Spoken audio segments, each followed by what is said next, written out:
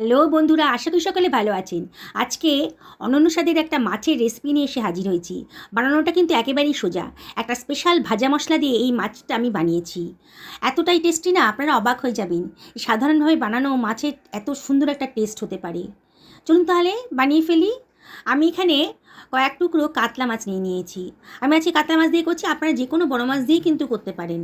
এবারে আমি এর ভেতর দিয়ে দিলাম 1 টেবিল চামচ মতো লবণ, আর 1/3 টেবিল চামচ মতো হলুদের গুঁড়োও দিয়ে দিলাম, আর 1/4 টেবিল চামচ মতো লঙ্কার গুঁড়োও দিয়ে দিলাম, টেস্টি হবে। এবারে আমি এর ভেতর দিয়ে দিচ্ছি 1 টেবিল চামচ মতো সর্ষের তেল, দিয়ে মাছের গায়ে খুব ভালো করে মশলাগুলোকে মাখিয়ে নেব। প্রতিটা মাছের পিসকে ধরে ধরে মশলার সাথে মাখিয়ে নিতে হবে, তাহলে কিন্তু বেশি টেস্টি হবে। বন্ধুরা, মাছের একঘেয়েমি রেসিপি খেতে খেতে তো বোর হয়ে গেছেন। আজকে এই স্পেশাল ভাজা মশলা দিয়ে আমার মতো করে মাছটা বানিয়ে দেখুন। গরম ভাতের সাথে দারুণ লাগবে, পোলার সাথেও কিন্তু খেতে দারুণ মজা লাগবে। মাছগুলো ম্যারিনেট করা হয়ে গেছে, সরিয়ে রাখলাম। একটা ফ্রাই প্যান গরম করতে দিয়ে দিয়েছি। এর ভেতরে দিয়ে দিলাম কয়েকটা শুকনো লঙ্কা, 1 টেবিল চামচ মতো গোটা জিরে দিয়ে দিলাম, 1 টেবিল চামচ মতো গোটা ধনেও দিয়ে দিলাম, আর দিয়ে দিচ্ছি 1 টেবিল চামচ মতো, 1 টেবিল চামচ একটু কমই হবে, মৌরি দিলাম, আর সামান্য একটুখানি মেথি দানা দিলাম, 1/2 টেবিল চামচ মতো গোলমরিচ দানা দিলাম। দিয়ে এগুলোকে একটু ড্রাই রোস্ট করে নিচ্ছি। দেখবেন যাতে পুড়ে না যায়, তাই অনবরত কিন্তু নাড়তে হবে। সুন্দর একটা গন্ধ বেরোতে শুরু করেছি যখন, তখন আমি দিয়ে দিচ্ছি এর ভেতরে কতগুলো রসুনের কোয়া। রসুনের কোয়াটাও এর সাথেই ভাজা ভাজা মতো করে নেব মশলার সাথে। মশলাটা বেশ সুন্দর একটা গন্ধ বেরোতে শুরু করেছি যখন, আমি মশলাটাকে নিয়ে অন্য একটা পাত্রের ভেতর রেখে দিচ্ছি, একটু ঠান্ডা করে নেব। এবার ওই পাত্রের ভেতরই আমি দিয়ে দিচ্ছি কতগুলো আদা কুচোনো। 4খানা ছোটো সাইজের টমেটোকে অর্ধেক করে কেটে রেখেছিলাম, সেগুলোও দিয়ে দিলাম। এই রান্নাটাতে টমেটোর পরিমাণটা একটু বেশি দিতে হবে, তাহলে কিন্তু টেস্টি হবে। এবার শুকনো অবস্থাতেই টমেটো আর আদাটাকে একটু ভাজা ভাজা মতো করে নিচ্ছি, মানে একটু পোড়া পোড়া মতো করে নেব। এবারে এর ভেতরে আমি দিয়ে দিচ্ছি একটুখানি তেল, এই 1/2 টেবিল চামচ সর্ষের তেল দিয়ে দিলাম। একটা স্মোকি ফ্লেভার আসবে, খুব ভালো লাগবে খেতে। দিয়ে গ্যাসের ফ্লেমটা মিডিয়াম টু লোতে রেখেছি, আর একটু নাড়াচাড়া করে দিতে হবে। এবারে আমি এর ভেতরে দিয়ে দিচ্ছি রসুনটা। রসুনের কোয়াগুলো এর ভেতর থেকে, মশলা থেকে ভেজেছিলাম না, সেখান থেকে নিয়ে এর ভেতরে দিয়ে দিচ্ছি। রসুনটাকে আমি আরেকটু ভেজে নিতে চাইছি। সব কিছু খুব ভালো করে মিশিয়ে নিলাম। সুন্দর একটা পোড়া পোড়া গন্ধ বেরোতে শুরু করেছে, এরকমই হবে। এবার এগুলোকে আমি ঠান্ডা করে একটা মিক্সার গ্রাইন্ডারের মধ্যে দিয়ে দেব। প্রথমে আমি ভাজা মশলাটা মিক্সার গ্রাইন্ডারে দিয়ে দিচ্ছি। ভাজা মশলাটা কিন্তু আমার ঠান্ডা হয়ে গেছে। এর ভেতরে দিয়ে দিচ্ছি 1 টেবিল চামচ মতন কালো সর্ষে দানা। এবারে এর ভেতরে দিয়ে দিচ্ছি 1 টেবিল চামচ পোস্ত দানা, আর দিয়ে দিচ্ছি 1 টেবিল চামচ লবণ। লবণটা দিয়ে গ্রাইন্ড করবেন, অল্প মশলা তো খুব সুন্দরভাবে গ্রাইন্ড হয়ে যাবে যদি লবণ দিয়ে করেন। দেখুন কত সুন্দরভাবে গ্রাইন্ড হয়ে গেছে। এবার এটাকে আমি সরিয়ে রাখবো অন্য একটা পাত্রের ভেতরে। এবার ওই গ্রাইন্ডারের ভেতরে আমি দিয়ে দিচ্ছি ভাজা টমেটোটা, রসুন আর আদা কুচোনোটা, সব কিছু আমি এর ভেতরে দিয়ে দিচ্ছি। জল ছাড়াই আমি এটাকে গ্রাইন্ড করে নেব, যদি জলের প্রয়োজন হয় তাহলে দেবেন।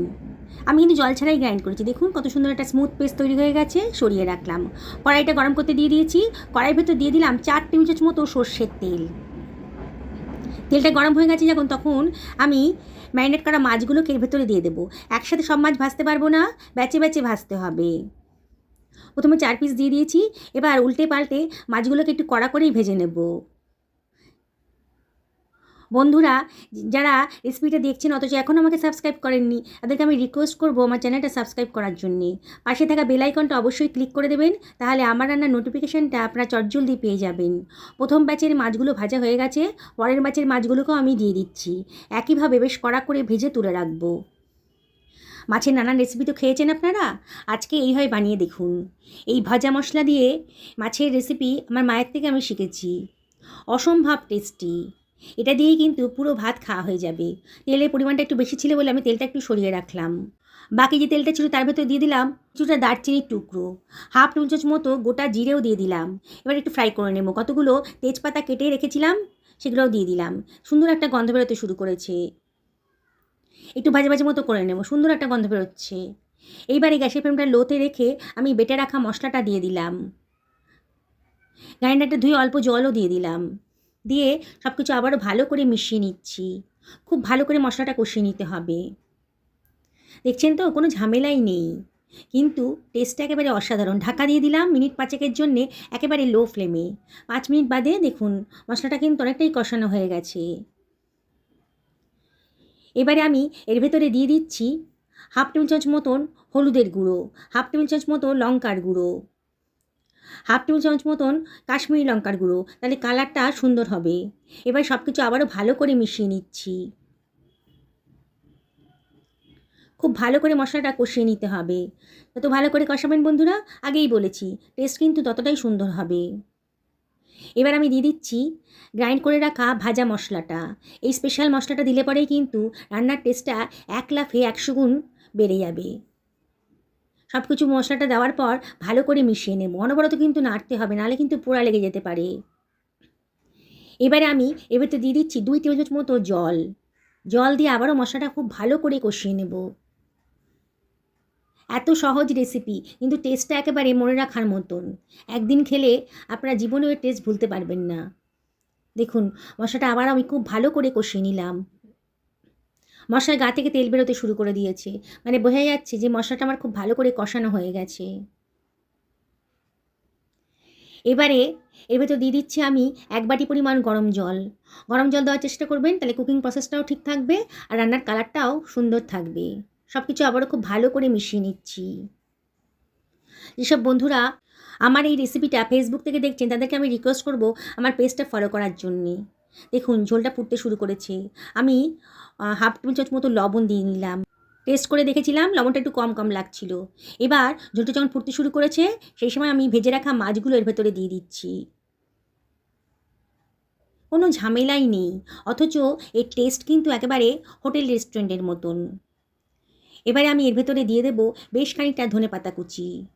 খুব সুন্দর একটা টেস্ট আসবে। কতগুলো কাঁচা পাকা লঙ্কাও দিয়ে দিলাম।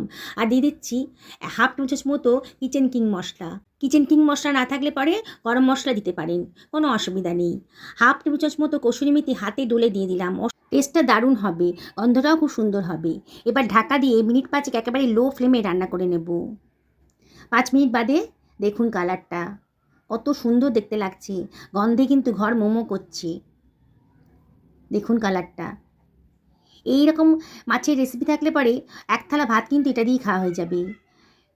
বাড়িতে পোলাও রান্না করেছেন, তাহলে কিন্তু এই মাছের ঝোলটা রান্না করুন, এটা দিয়েই দারুণভাবে খাওয়া হয়ে যাবে। আমি একটা সার্ভিং প্লেট এটাকে সার্ভ করে দিচ্ছি।